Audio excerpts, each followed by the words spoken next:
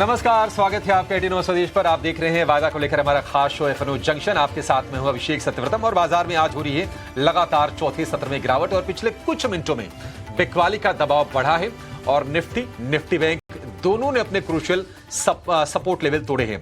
26,000 के नीचे चला गया है निफ्टी। और निफ्टी बैंक की बात करें तो हम देख रहे हैं कि 59,800 के नीचे जाके आपको कारोबार करता हुआ नजर आएगा। 250 अंकों की गिरावट है और एडवांस डिक्लाइन का रेशियो बहुत ज्यादा खराब है। 500 शेयर ऊपर आज के सत्र में है, लेकिन 4 गुना लगभग 2200 शेयर हम देख रहे हैं कि गिरावट के साथ आज बाजार में कारोबार करते हुए आपको नजर आएंगे। हेवी वेट्स की पिटाई तो जारी है। रिलायंस हम देख रहे हैं कि लगातार चौथे सत्र में कमजोर है, आज फिर से 1% नीचे है। लेकिन आज जो बड़ी पिटाई है ऑयल एंड गैस के अलावा हम देख रहे हैं कि मेटल शेयरों में भारी मुनाफा वसूली का दबाव है। Hindalco, JSW steel, NALCO, NMDC, Vedanta, ये तमाम शेयर सेल सारे के सारे तेज गिरावट के साथ कारोबार करते हुए नजर आएंगे। और हिंदुस्तान जिंक और हिंदुस्तान कॉपर भी हम देखते हैं कि भारी बिकवाली का शिकार हो रहे हैं। चांदी करीब 8,000 रुपए टूट गई है एक सत्र में, तो हिंदुस्तान जिंक में दबाव आना लाजमी था। लेकिन जहां पर आज के सत्र में थोड़ी बहुत बाइंग हो रही है, एक भी शेयर आज निफ्टी में 1% ऊपर आपको नहीं दिखाई देगा। अडानी पोर्ट सबसे ऊपर है, 0.25% ऊपर। बीएल से हम देख रहे हैं कि हल्के फुल्के संकेत है तेजी के। आईसीसी बैंक अपनी तेजी को एक्सटेंड कर रहा है 1450 रुपए के ऊपर जाने के बाद। वहां से थोड़ी राहत है और ये 3 ऐसे शेयर हैं जहां पर आधे % से ज्यादा की बढ़त है। अदरवाइज स्क्रीन आपको दिखाई देगी लाल। हिंडाल्को करीब 4% टूटा है। अगर आप इंडेक्स देखेंगे मेटल का, तो मेटल इंडेक्स रिकॉर्ड हाई से लगभग 3.5-4% के आसपास से गिरावट से दिखाई देगी आपको। और आज एक भी सेक्टर इंडेक्स ऐसा नहीं है जहां पर आपको तेजी दिखाई दी। पूरी की पूरी स्क्रीन आपको लाल रंग में रंगी नजर आएगी। निफ्टी है करीब 250 अंकों पर 25,970 के आसपास है। और कल के सत्र में हमने बताया था कि 25,700, 25,500 के लेवल में पुट राइटिंग देखने को मिल रही है, तो बाजार प्रिपेयर हो रहा था कि शायद वहां तक फॉल एक्सटेंड हो जाए, उसकी आशंका बिल्डअप हो रही थी। लेकिन एक काम करते हैं, शो में आगे आपको हम कमाई जरूर कराएंगे, चाहे लॉन्ग से बने, शॉर्ट करके बने, जैसे भी आपके पैसे बने उसकी हम चर्चा जरूर करेंगे। लेकिन पहले कल आपकी कमाई कहां पर हुई है यह आपको बता देते हैं और लेकर आएंगे रिपोर्ट कार्ड।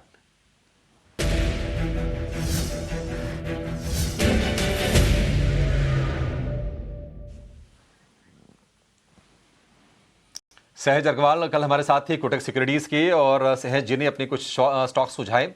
वहां पर आपकी कमाई हुई। Divi's lab, ICC bank, MCX, ये कुछ स्टॉक्स थे जिसको लेकर वो बुलिश थे।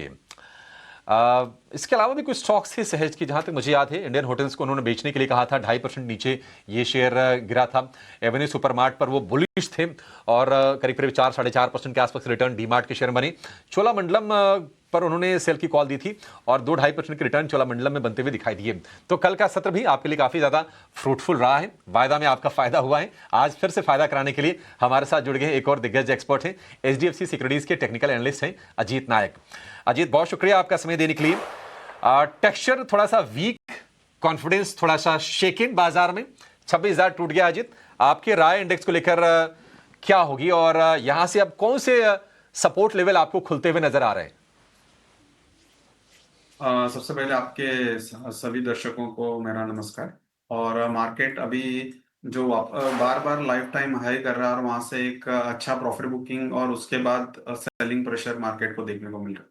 अगर हम मार्केट को अभी ऑप्शन ओपन इंटरेस्ट के नजरिए से देखें तो 26,100 200 में काफी ज्यादा कॉल राइटिंग होता बनते हुए दिखाई दे रहा है। मतलब जो कॉल राइटर्स है वो काफी ज्यादा एग्रेसिव है, तो ये लेवल के ऊपर तो फिलहाल मार्केट जाना थोड़ा मुश्किल मुझे लग रहा है। अगर हम चार्ट के पर्सपेक्टिव से देखें तो 25,900 जो लेवल है वो बहुत इंपॉर्टेंट सपोर्ट रहेगा। वो एक डोमिनेंट सपोर्ट है। वहां से ही मार्केट ने एक इंटरमीडिएट लो बना के एक नया हाई मार्केट ने बनाया था। तो मुझे लगता है कि 25,850 जो है एक 50 पॉइंट का लीव अवे हम देते हैं, तो 25,850 मार्केट को ब्रेक नहीं करना चाहिए अगर मार्केट इनहेरेंट अप मूव में है। अगर वो 25,850 के नीचे अगर मार्केट क्लोज आता है तो मुझे लगता है कि 2-3 दिन में हमें 300-400 पॉइंट मार्केट में एक अच्छा एक गिरावट देखने को मिल सकता है। अगर वही 25,900 के आसपास हम एक 25,850 का स्टॉप लॉस एक छोटा कॉन्ट्रेरियन बेट भी ले सकते हैं छोटा अप मूव के लिए। और वो 26,050 टू 26,100 का एक छोटा बाउंस के लिए हम प्ले कर सकते हैं। तो मुझे ऐसा लगता है कि अभी मार्केट एक क्रुशियल सपोर्ट के आसपास आ रहा है, एक 50-60 पॉइंट ही दूर है। यहाँ पे एक नया शॉर्टिंग अपॉर्चुनिटी ढूंढना मेरे लिए थोड़ा सा एक जो ट्रेंड के साथ तो रहेगा बट रिस्क रिवॉर्ड फेवरेबल नहीं रहेगा। या तो मार्केट को यहाँ से एक बाउंस आना पड़ेगा, 26,100 के आसपास हम एक शॉर्ट पोजीशन बना सकते हैं। या तो यहाँ से 50 पॉइंट अगर मार्केट गिरता है तो एक 50 पॉइंट के स्टॉप लॉस से एक लॉन्ग अपॉर्चुनिटी मार्केट में बनता है। एट प्रेजेंट लेवल यहाँ पे फिलहाल नो ट्रेड जोन है। तो मैं दर्शकों को कहना चाहता हूँ कि अननेसेसरी ट्रेड ना किए, करना नहीं चाहिए। या तो एक बाउंस या तो एक सपोर्ट के पास के लिए मार्केट के लिए वेट करें और वहां से एक बेहतरीन अपॉर्चुनिटी मार्केट में मिलेगा। ठीक है, नो ट्रेड जोन में है अजीत, तो क्या मान के चले कि जिनकी तेजी की पोजीशन है वो क्या 25,925 आप बोल रहे हैं कि 50 पॉइंट नीचे जाए तो एक अपॉर्चुनिटी बन जाएगी, क्या उसके साथ इन्वेस्टेड रहें, लॉन्ग के सौदे में बने रहें? अगर अभी तक लॉन्ग पकड़ा है तो मुझे लगता है कि 50 पॉइंट उन्हें वेट करना जरूरी है। अगर अभी तक लॉन्ग नहीं किया तो 50 पॉइंट के बाद लॉन्ग कर सकते हैं। 50 पॉइंट के स्टॉप लॉस से ज्यादा बड़ा स्टॉप लॉस नहीं बनता है, वहां से एक 150-200 पॉइंट का एक मार्केट में रैली बनता हुआ दिखाई दे रहा है। मगर 25,850 के नीचे मुझे लगता नहीं कि कोई लॉन्ग पोजीशन होल्ड करना चाहिए। एक अच्छा खासा गिरावट मुझे देखने को मिल सकता है। उस हिसाब से टेक्निकल डेवलपमेंट और ओपन इंटरेस्ट का जो है वो भी वही दिखा रहा है। तो फिर और कॉल राइटर जो है वो मूव करेंगे 26,100 से लेके 26,000 और 25,900 की तरफ। उनको एक बेहतरीन अपॉर्चुनिटी मिलेगा कॉल राइटर्स की। तो उस तरह से मार्केट को मैं समझ रहा हूँ। ठीक है, ये व्यू हो गया इंडेक्स को लेकर अजीत की। अजीत जरा फटाफट अपने आप स्टॉक्स बता दीजिए कि आप कहां पर बुलिश हैं और आप क्या खरीदने की सलाह दे रहे हैं। मैं बुलिश तो किधर भी नहीं हूँ, मगर अगर आप मुझे आज का जो टोटल चार्टिकल डेवलपमेंट देखेंगे तो आईडीएफसी एक फर्स्ट बैंक एक अच्छा इंट्राडे पैटर्न का डेवलपमेंट हुआ है। तो 8660 के आसपास का उसका सीएमपी है जनवरी फ्यूचर का। तो 83 छोटा सा एक स्टॉप लॉस बनता है। 83 के स्टॉप लॉस से 95 का टारगेट के लिए आप उसमें एक लो रिस्क लॉन्ग कर सकते हैं। अगर आप ट्रेंड के साथ जाना चाहते हो तो हिंदुस्तान पेट्रोलियम एक ऐसा चार्ट है जो मुझे शॉर्टिंग एक अपॉर्चुनिटी देखने को मिल रहा है। और आप देखेंगे कि ऑयल एंड गैस सेक्टर और मेटल सेक्टर दोनों में एक अच्छा सेलिंग पोजीशन बन रहा है। तो वहां पे हम एक सेलिंग पोजीशन ढूंढ सकते हैं। आईडीएफसी पे लॉन्ग और हिंद पेट्रो पे शॉर्ट। उसका जो करंट मार्केट प्राइस चल रहा है हिंद पेट्रो का 462 के आसपास है। 480 का स्टॉप लॉस रखे और 425 का टारगेट के लिए हम देख सकते हैं।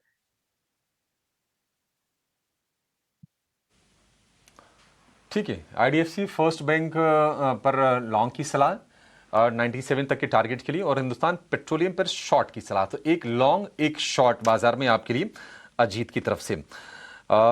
ठीक है, ये व्यू हो गया। एचपीसीएल के लिए जो टारगेट बनेगा वो बनेगा 425 का, स्टॉप लॉस लगाना है 480 का, लेकिन ये सेल की कॉल है, ये बाई का स्टैंप इसमें से आप हटा दीजिए। ये थोड़ी सी हमारे ग्राफिक्स में गड़बड़ी हो गई है, इसको सही करके फिर से हम लेकर आएंगे। लेकिन अजीत, आज हम देख रहे हैं कि मेटल में काफी ज्यादा प्रॉफिट टेकिंग हो रही है। कहीं कोई शॉर्ट की अपॉर्चुनिटी आपके हिसाब से वो बेहतर कहां बनेगी? क्योंकि लगता नहीं कि ये सिर्फ एक दिन का फॉल होगा और ये शेयर संभल जाएंगे। सर मेरा भी मैं आपके व्यू से सहमत हूँ। मुझे लगता नहीं है कि ये एक दिन का फॉल है। एटलीस्ट 3 to 4 डेज का इसमें एक करेक्शन देखने को मिल सकता है। लगभग 3-4 महीने से एक अच्छा हेल्दी रैली देखने को मिला है और उसके बाद इस तरह से वॉल्यूम के साथ गिरना थोड़ा सा मुझे लगता है कि ये हेल्दी करेक्शन नहीं है। हालांकि 1-2 दिन और ऑब्जर्व करना जरूरी है। मगर आज अगर हम देखेंगे तो फ्रेश जो मुझे खराब लग रहा है वो नेशनल एल्यूमिनियम है और जेएसडब्ल्यू स्टील है। ये दो स्टॉक जो है मुझे एक और डीप करेक्शन इन दो स्टॉक में मुझे देखने को मिल रहा है। अगर आप मेरे को मेटल सेक्टर में से दो स्टॉक चूज करने बोलेंगे तो नेशनल एल्यूमिनियम और जेएसडब्ल्यू स्टील रहेगा। ये दो स्टॉक मुझे काफी अच्छा सेलिंग अपॉर्चुनिटी इसमें देखने को मिल रहा है। जरा भी बाउंस आएगा तो ये दोनों में मैं सेल डेफिनेटली फाइंड करने की कोशिश करूंगा। हालांकि बहुत सारे सेलिंग अपॉर्चुनिटी है मगर इनमें दोनों में थोड़ा ज्यादा प्रेशर बनता हुआ मुझे दिखाई दे रहा है। ठीक है, नाल्को हो गया और जेएसडब्ल्यू स्टील हो गया, यहां पर शॉर्ट करने की रिकमेंडेशन आपके लिए है। मेटल के फॉल को थोड़ा और समझते हैं कि ये क्यों आ रही है। क्या स्ट्रक्चर यहाँ से वीक होगा, क्योंकि परफॉर्मेंस काफ़ी तगड़ी थी। अगर आप निफ्टी के मुकाबले देखेंगे, निफ्टी मेटल इंडेक्स लगभग 3 गुना चला था। और अमूमन हम देखते नहीं हैं इस तरह की रैली मेटल में, एक तरफा रैली नहीं आती है। बहुत कई साल के बाद हमने देखा कि एक सस्टेन्ड अप मूव रहा 2025 में। हमारे साथ जुड़ गए हैं एक्सिस सिक्योरिटीज के आदित्य वेलेकर। आदित्य जी, बहुत शुक्रिया आपका समय देने के लिए, स्वागत है।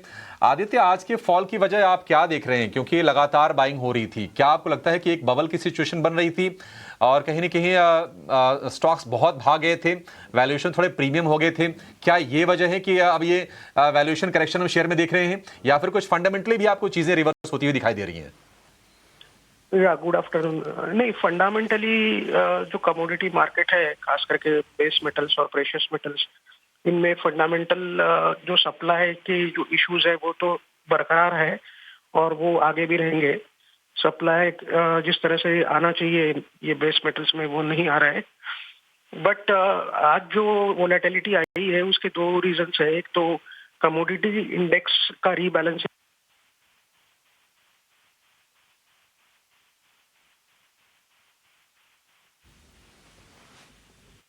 हेलो आदित्य जी, आपको आवाज आ रही है हमारी सर? शायद हमारा संपर्क नहीं हो पा रहा है। आदित्य को हम फिर से कनेक्ट करने की कोशिश करेंगे, लेकिन जो उनका कहना है कि मेटल इंडेक्स में रीबैलेंसिंग हुई है, एक तो रीज़न ये भी हो सकता है। लेकिन चूंकि शेयर बहुत चले थे, हिंदुस्तान कॉपर की अगर बात करें तो ये शेयर तो लास्ट ईयर में डबल हो गया। हिंदुस्तान जिंक में भी बेहतरीन हमने रैली देखी, क्योंकि चांदी बहुत चल रही थी तो हिंदुस्तान जिंक में हम तेजी देख रहे थे। एक बड़ा परफॉर्मर हमने देखा कि हमने हिंडाल्को नाल्को को रिकॉर्ड हाइस पर जाते हुए देखा।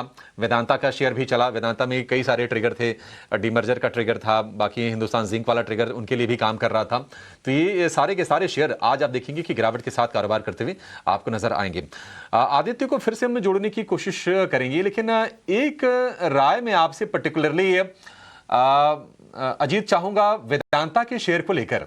वेदांता में भी बहुत ही शानदार हमने रफ्तार देखी, कुछ कुछ प्रॉफिट टेकिंग आ रही है हायर लेवल से। क्या आपको लगता है कि वेदांता में शॉर्ट के मौके बन जाएंगे? 590 का इंपॉर्टेंट सपोर्ट जोन के आसपास वेदांता आ रहा है। तो यहाँ पे एक बाउंस अगर आया वेदांता में करीब करीब 610 के आसपास, वहां पे एक शॉर्टिंग अपॉर्चुनिटी बनता है। ओवरऑल जो वेदांता का पैटर्न है वो भी सिमिलर टू सीएनएक्स मेटल जैसा ही पैटर्न है। तो मुझे लगता है कि करेक्शन ड्यू है। 560 टू 543 ये एक हेल्दी लेवल रहेगा वेदांता के लिए। वहां तक एक करेक्शन मैं देख रहा हूँ। अगर ये व्यू चेंज हो जाएगा, अगर 610 के ऊपर अगर क्लोजिंग आता है वेदांता का, तो व्यू हम चेंज करना पड़ेगा। हमें फिर वापस कंटिन्यूएशन ऑफ अप ट्रेंड को वो जारी रखना पड़ेगा। अदरवाइज मुझे लगता है कि 560 टू 540 ये लेवल वेदांता कुछ ही हफ्तों में दिखाने का संभावना है।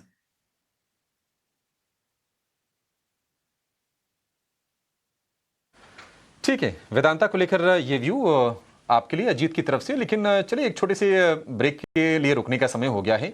निफ्टी के 50 में से 39 शेयर हम देख रहे हैं कि गिरावट के साथ कारोबार कर रहे हैं, और भारी बिकवाली IT, metal, oil and gas, और इन तीनों खेमों में ऐसे ऐसे दिग्गज हैं जो बाजार की दिशा निर्धारित करने का काम करते हैं। रिलायंस हो गया, टीसीएस हो गया, और इसके अलावा मेटल में देख रहे हैं कि बड़े शेयर जेएसडब्ल्यू स्टील वगैरह होंगे।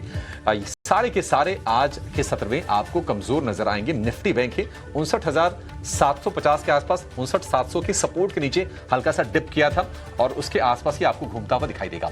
ब्रेक के बाद थोड़ा और विस्तार से चर्चा करेंगे और समझेंगे कि वायदा में कहां पर आपके लिए मौके हैं जहां पर लॉन्ग बन रहे हैं। हालांकि लॉन्ग की अपॉर्चुनिटी बहुत कम मिलेगी, फिर भी समझने की कोशिश करेंगे एक छोटी सी ब्रेक के बाद।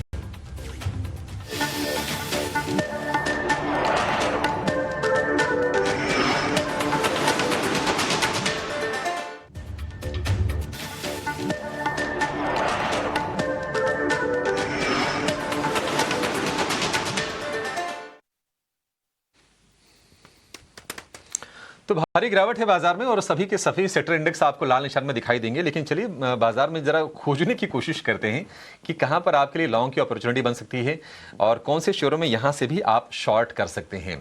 जहां पर लॉन्ग बिल्डअप है। देखिए इक्का मतलब शेयर बहुत कम आपको दिखाई देंगे लॉन्ग साइड में, फिर भी कुछ शेयर्स की सूची हमने तैयार की है। आईडीएफसी फर्स्ट बैंक पर तो अजीत ने थोड़ी देर पहले राय दी है, लेकिन इसके अलावा सोलार इंडस्ट्रीज हो गया, वहां पर थोड़ी सी बाइंग हो रही है। भारत डायनेमिक्स हो गया, वहां पर आप देखेंगे कि तेजी थोड़ी बन रही है। एसबीआई लाइफ एक और शेयर है जहां पर आपको आधे % के आसपास की गेंस दिखाई देंगे। शॉर्ट कवरिंग वाले अगर हम शेयरों की बात करें तो वो भी जरा आप साथ में दिखा दीजिए। उसमें अडानी पोर्ट्स में थोड़ी सी बाइंग है, मझगांव डॉक डिफेंस में थोड़ी थोड़ी सी हम बाइंग देख रहे हैं। एचएएल करीब करीब 0.25% ऊपर है। डिक्सन टेक लगातार पिटाई के बाद थोड़ी रिकवरी की कोशिश कर रहा है, 11,800 रुपए के आसपास के प्राइजेस हैं। अजीत, मतलब जितने भी स्टॉक मैंने बताए हैं ना, मैं ईमानदारी से कहूं तो मुझे कोई खास कन्विक्शन आ नहीं रहा है कहीं पर भी तेजी करने के लिए। आप जरा डिक्सन को लेकर व्यू दे दीजिए, आपको लगता है कि डिक्सन संभल जाएगा? फॉलिंग नाइफ को कुछ व्यू देना बहुत मुझे नहीं लगता कि एक रिस्पॉन्सिबल एनालिस्ट का काम है, क्योंकि ये बहुत डीप नेगेटिव ट्रेंड में चला जा रहा है और जो भी बाउंस आता है यहाँ से वो पिटाई हो रहा है। तो एक अच्छा बुलिश फॉर्मेशन अगर बनता है 13,000 के ऊपर जब ये आएगा, क्लोज देगा, तभी मैं इसमें कुछ व्यू निकालने की कोशिश करूंगा, क्योंकि अच्छे बाजार में भी इसकी पिटाई हुई है और आप देखेंगे हर एक मूविंग एवरेजेस के नीचे है। इंपॉर्टेंट 12,300 का इंपॉर्टेंट स्विंग लो है मंथली का, उसके भी नीचे। तो ऐसे स्टॉक को हम थोड़ा अवॉइड करेंगे, क्योंकि जरा भी मूवमेंट आता है तो इन्वेस्टर इसमें चढ़ जाते हैं और उसके बाद इनमें से निकलना मुश्किल हो जाता है। तो वैसा परिस्थिति हमको डेवलप नहीं करना है। तो मुझे लगता है कि इसमें कुछ ना व्यू दिया तो बेटर है लॉन्ग की तरफ में।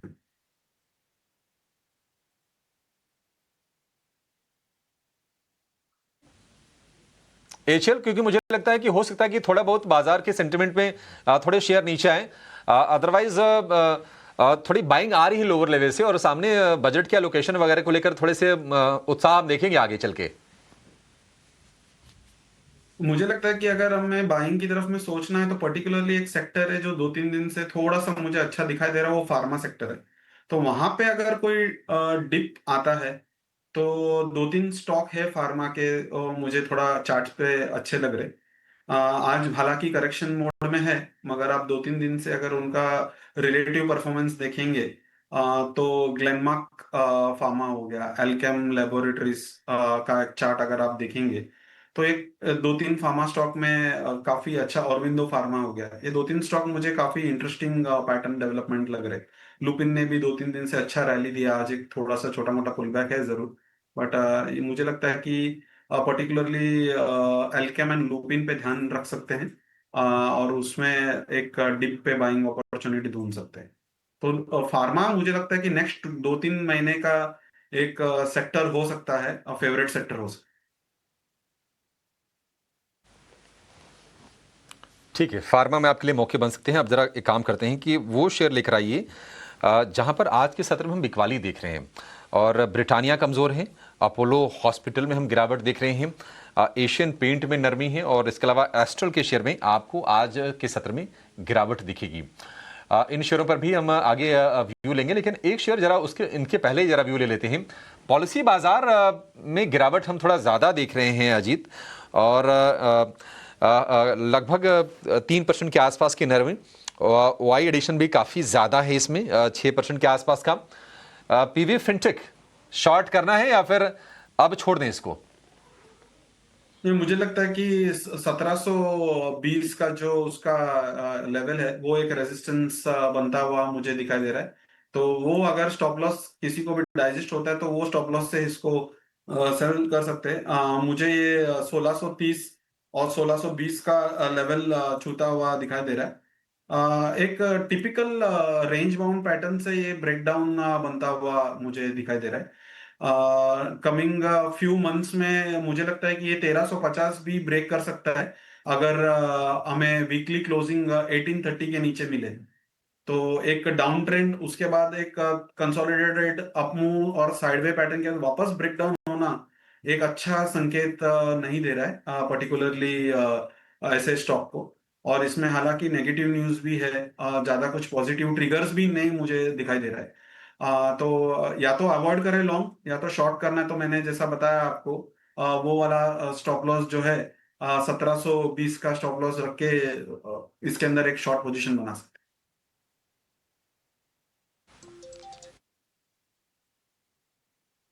ठीक है, ठीक है, ये राय होगी पीबी फिनटेक के शेयर पर। लेकिन हम मेटल्स की बात कर रहे थे कि मेटल्स में क्या गिरावट और गहराएगी। आदित्य वेलेकर हमारे साथ फिर से जुड़ गए हैं एक्सिस सिक्योरिटी से। आदित्य, माफी चाहेंगे, आपसे बातचीत हो नहीं पाई थी। आप जरा अपनी बात कंप्लीट कीजिए। आप कह रहे थे कि एक तो रीबैलेंसिंग है मेटल इंडेक्स में, उसका असर है, और क्या आपको लगता है कि फॉल थोड़ा और गहरा सकता है? और मान लीजिए अगर फॉल आया तो एंट्री का अपॉर्चुनिटी होगा, या फिर जिसके प्रॉफिट अच्छे बन रहे हो वो बेच के निकल ले? ये तो जो ये वोलेटिलिटी जो आई है, जैसे मैं कह रहा था कि रीबैलेंसिंग की वजह से हुई है। जो कमोडिटी इंडेक्स रीबैलेंसिंग ईयरली होता है, ये सिल्वर गोल्ड प्राइसेस जो इतनी रैली हुई है उसके वजह से जो उसका जो बैलेंसिंग है वो थोड़ा डिस्टर्ब हो गया था। तो उसको वो बैलेंसिंग करने के लिए रीबैलेंसिंग एक्सरसाइज जो हो रही है, उसके वजह से सिल्वर गोल्ड प्राइसेस थोड़े वोलेटाइल रहने के चांसेस है। और फंडामेंटली अगर देखते हैं तो जो रैली को जो डिस्टर्ब कर सकता है, वो एक जो की डेटा पॉइंट जो हम लोग ट्रैक करते हैं वो कि आपका यूएस लेबर मार्केट डेटा, अगर वहां पे अगर स्ट्रेंथ आती है, यूएस लेबर मार्केट अगर स्ट्रांग रहता है तो फेड रेट कट की चांसेस थोड़े कम हो सकते हैं, और उसके वजह से फिर कमोडिटीज की रैली थोड़ी ब्लंट हो सकती है। बट अभी तक जो इंडिकेशंस है वो मिक्स्ड है, और लेबर मार्केट अभी वहाँ का इतना स्ट्रांग नहीं है। बट मार्केट ने अभी ऑलरेडी एंटिसिपेट किया है कि फेड रेट कट अगले साल होंगे, और उसके वजह से ये कमोडिटीज को सपोर्ट मिलता है। तो उस चीज में अगर कोई थोड़ा सा डेविएशन आता है तो मार्केट में थोड़ा कमोडिटीज में वीकनेस आ सकता है। बट फंडामेंटली सप्लाई साइड, अगर आप सप्लाई डिमांड पर्सपेक्टिव से देखते हैं तो सप्लाई साइड जो इश्यूज है सिल्वर में, कॉपर और एल्यूमिनियम बेस मेटल्स में, ये कंटिन्यू रहेंगे, जिसकी वजह से आपका सप्लाई डिमांड फंडामेंटल टाइट रह सकता है। तो एक मिक्स्ड ऐसा एक पिक्चर है। बट आई थिंक आप ओवरऑल अगर व्यू लेंगे तो चांसेस है कि फेड रेट कट्स होंगे और सप्लाई डिमांड इश्यूज परसिस्ट करेंगे, और मेटल्स अगर थोड़े करेक्ट भी होते हैं तो वापस उसके ऊपर जाने के चांसेस ज्यादा है। जी बिल्कुल, स्पॉट ऑन सर, बिल्कुल वैलिड आपका पॉइंट है। थैंक यू सो मच ये चीज़ें ज़रा समझाने के लिए, अनफोल्ड करने के लिए। बहुत शुक्रिया, आज आपने समय दिया और हमसे बातचीत की। अजीत, आपका भी शुक्रिया कहेंगे, आज आप हमारे साथ जुड़े और तमाम शेयरों पर आपने अपनी राय साझा की। छोटा सा ब्रेक के बाद आपका शो योर स्टॉक्स आपके लिए, और आपके सवाल जवाब होंगे अगले 1 घंटे तक। आपकी जाएगा नहीं। नमस्कार।